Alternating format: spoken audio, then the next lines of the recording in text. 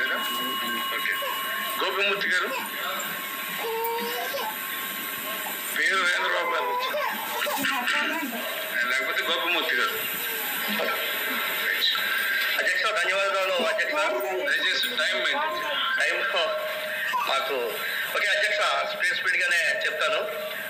బడ్జెట్కి సంబంధించి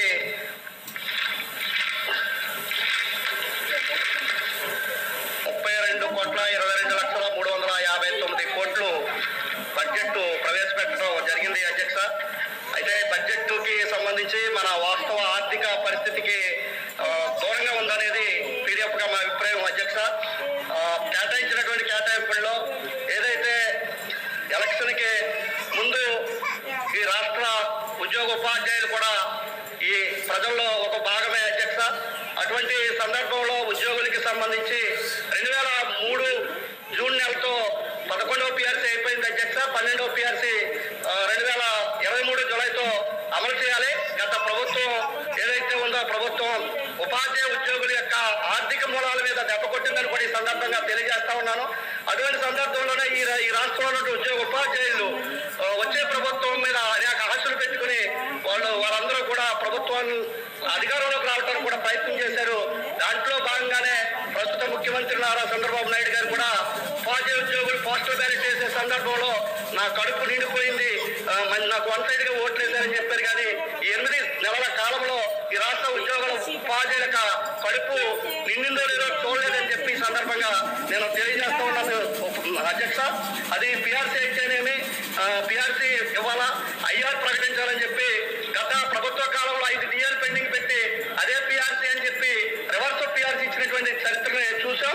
కానీ అదే కొనసాగిస్తున్నట్టు కూడా కనబడుతుంది. డిఏలు పెండింగ్ ఉన్నటువంటి ఉంది. పోలీసులకి సంబంధించి కూడా టీఏలు ఇవ్వలేదు. సరెండర్ లీవ్లకి సంబంధించి 4 పెండింగ్ ఉంటే ఒకటి ఇచ్చి చేతులు చూసుకున్నటువంటి పరిస్థితి ఉంది.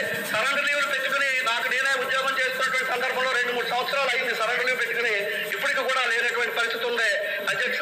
అదేవిధంగా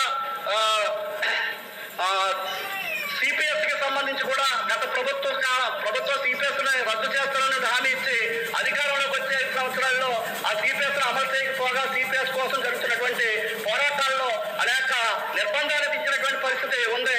కానీ ఈ ప్రభుత్వం వచ్చే కాలంలోనే యువకాలంలో మన విద్యాశాఖ మంత్రి గారు ఉన్నట్టు నారా లోకేష్ గారు కానీ లేదా డిప్యూటీ సీఎం గారు కానీ సిపిఎస్కి సంబంధించి ఒక మెరుగైనటువంటి పథకాన్ని మేము తీసుకొస్తామని చెప్పారు. కానీ ఈ 9 నెలల కాలంలో ఆ వైపు తీసుకురాలేదు.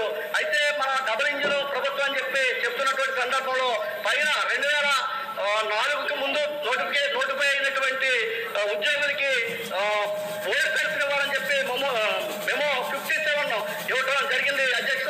అటువంటి మెమోని ఇంప్లిమెంటేషన్ చేస్తే 2003 డిఎస్సికి సంబంధించిన ఉపాధ్యాయులు వాళ్ళకి పాత పెన్షన్ వర్తిస్తారని కూడా ఈ సందర్భంగా తెలియజేస్తాను అధ్యక్ష. అదేవిధంగా డిఎస్సికి సంబంధించి 16,347 పోస్టులు భర్తీ చేసి మెగా డిఎస్సి చేస్తామని చెప్పి ఫస్ట్ సంతకం పెట్టారు. ఇప్పటి వరకు అది కార్యరూపం దాల్చలేదు. మొన్న విద్యాశాఖ మంత్రి గారు చెప్పారు మార్చి నెలాఖరికి నోటిఫికేషన్ వస్తుందని. దాంట్లోనే ఆర్ట్ క్రాఫ్ట్ పోస్టులు కూడా అనేక సంవత్సరాల నుంచి ఖాళీగా ఉన్నాయి, ఫిలప్ చేయట్లేదు. ఆ పోస్టులు కూడా డిఎస్సిలో ఫిలప్ చేసి ఇవ్వాలని చెప్పి కూడా ఈ సందర్భంగా తెలియజేస్తాం అధ్యక్ష. అదేవిధంగా ఇతర డిపార్ట్మెంట్లో కానీ లేదా యూనివర్సిటీలో దాదాపు 5,000 ప్రొఫెసర్ పోస్టులు ఖాళీగా ఉన్నాయి. ఆ పోస్టులు భర్తీ చేయాలని చెప్పి అదేవిధంగా ఉన్నత పాఠశాలలో ఎడ్యుకేషన్ పాలసీ యాక్ట్లో భాగంగా ప్రశ్నలు తీసుకొచ్చారు. ఆ విధంగా తీసుకురావడం వల్ల జిల్లా పరిషత్ ఉపాధ్యాయులకి అది పీజీటీ ప్రమోషన్ అవకాశం వచ్చింది. ఇప్పుడు ఉండిస్తారా తీసేస్తారని చెప్పి పత్రికల్లో వస్తున్నాయి. అట్లా యథాతథంగా కొనసాగించాలని చెప్పి కూడా ఈ సందర్భంగా తెలియజేస్తూ ఉన్నాను అధ్యక్ష. విద్యారంగానికి సంబంధించి 31,805 కోట్లు పాఠశాల విద్యారంగానికి కేటాయించారు అధ్యక్ష. గత బడ్జెట్ లో అది 10.15% ఉంటే ఈ బడ్జెట్ లో 9.86% గా ఉంది అధ్యక్ష. అంటే అంకెల రూపంలో చూస్తే కొంచెం ఎక్కువగా కనపడుతున్నప్పటికీ కూడా పర్సెంటేజ్ రూపంలో ఇది తక్కువగా కనపడుతున్నటువంటి పరిస్థితి ఉంది అధ్యక్ష. అటువంటి బడ్జెట్ కి సంబంధించి ఏదైతే విద్యారంగానికి మన పాఠశాలలో విద్యారంగానికి అనుగుణంగా లేదనేది తక్కువ కేటాయించారనేది కూడా ఈ సందర్భంగా తెలియజేస్తా ఉన్నా అధ్యక్ష. డిఎస్సి పేరు చెప్పి 16,347 పోస్టులు ఫిలప్ చేస్తామని చెప్పి హామీ ఇచ్చారు. గత ప్రభుత్వ కాలంలో 117 జీవో వల్ల ఈ రాష్ట్రంలో దాదాపు 60,000 పోస్టులు లేదా సర్ప్లస్ పోస్టులు కానీ రావడం జరిగింది. ఇప్పుడు 117 రద్దు చేస్తానన్నటువంటి ప్రభుత్వం ఈ రోజున మరలా వేరే రూపంలో కింద జరుగుతున్నట్టు విద్యాశాఖ మంత్రి గారు అటువంటి జరగదని చెప్తా ఉన్నారు. కానీ ఈ రోజున ప్రాథమిక పాఠశాలను మెర్జింగ్ చేయడం వల్ల చేసే ప్రయత్నాలు విద్యాశాఖ అధికారులు, రాష్ట్ర విద్యాశాఖ అధికారులు కింద చేస్తా ఉన్నారు. ఆ విధంగా వేలాది పోస్టులు రద్దయిపోయే పరిస్థితి కూడా కనబడతా ఉంది. కాబట్టి అటువంటి విద్యా సంస్కరణని ఇమీడియట్ గా వాళ్ళు నిలుపుదల చేస్తేనే ఈ పోస్టులు ఫిలప్ చేయడానికి, మరిన్ని పోస్టులు ఇవ్వడానికి కూడా ఉంటుందని కూడా ఈ సందర్భంగా తెలియజేస్తా ఉన్నా అధ్యక్ష.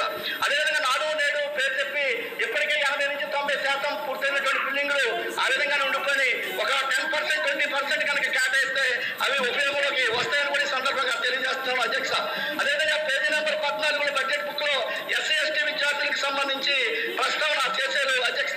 ఈ ఎస్సీ ఎస్టీ విద్యార్థులకు సంబంధించి ఆశ్రయ పాఠశాలలో ఏఎన్ఎం పోస్టులు కానీ లేదా రెగ్యులర్ వార్డెన్ పోస్టులు కానీ కేర్ టేకర్ కానీ లేకపోవడం వల్ల అదనపు భారం ఉపాధ్యాయుల మీద పడి ఆ ఉపాధ్యాయులు పనిభారం పడటం వల్ల బోధన సామర్థ్యం తగ్గడమే కాకుండా అంతేకాని వారికి పనిభారం కూడా పెరుగుతున్నటువంటి పరిస్థితి ఉంది. కాబట్టి కేర్ టేకర్ నియమించడానికి కానీ ఏఎన్ఎంలు అలాగే రెగ్యులర్ వార్డెన్లు కూడా నియమించాలని చెప్పి, అలాగే ఆ విద్యార్థులకి మెడికల్ గా ఉపయోగపడాలని మెడికల్ ఫండ్ ని ఏర్పాటు చేయాలని చెప్పి కూడా నేను తెలియజేస్తున్నాను అధ్యక్ష.